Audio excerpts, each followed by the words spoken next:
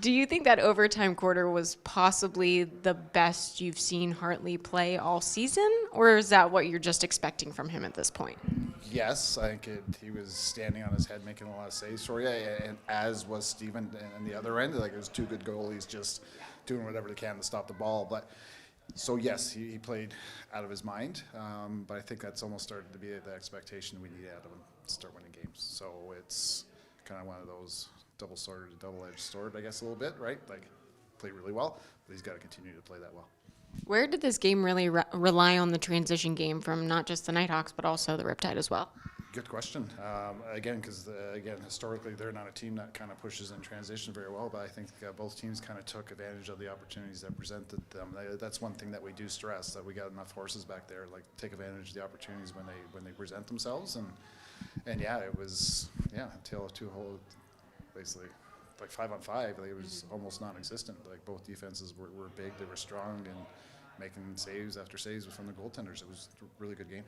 Just Gilly's second hat trick. So is that who you picked to get the OT winner?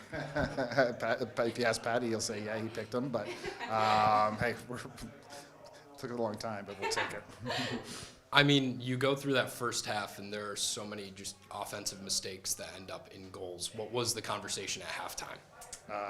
Be better. You know, I mean, it's one thing to be coming off an a bye week and can use that excuse. Shouldn't be using that as an excuse. It's just, we had to be better. We had to be sharper, and that second half, that was a great response out of that group up front. Especially in that third quarter, to have a shutout in that quarter. I mean, what did your defense prove tonight? You know what? That when we stick to the system and we're working together, getting in the lanes, like I say, we can handle the best of them. And again, it's a group that, you know, not necessarily has a lot of superstars on their floor. That we don't have to. We're keying on one real good player, and we didn't allow anything else to kind of slip through, which is what we wanted to do here at the end of the day. Were there any second half adjustments specifically for Teat? No.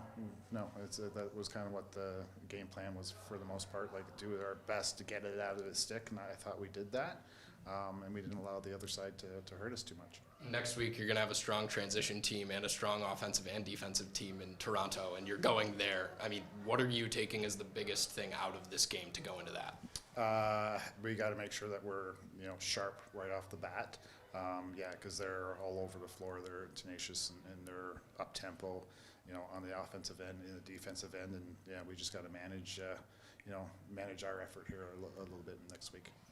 And how tough is it to coach an overtime game like this, where it goes so long, you can see your guys are gassed, and everybody on both sides is a step slower, and your goalie makes a great save, you bring the ball in transition, your offense gets a near miss on the offensive end. How tough is it to keep everybody's mindset and to keep your own mindset in the right spot, because the game's still going on, and you can just see as it's going on, it's getting tougher and tougher to get that game winner. Yeah, you got a little bit of hope that someone's going to end it for you, I think, but it was a matter of wills, that last one, right? And unfortunately, I think we outwilled them. Again, just go back to that very last play. Matty Bennett cramped up, and he couldn't move.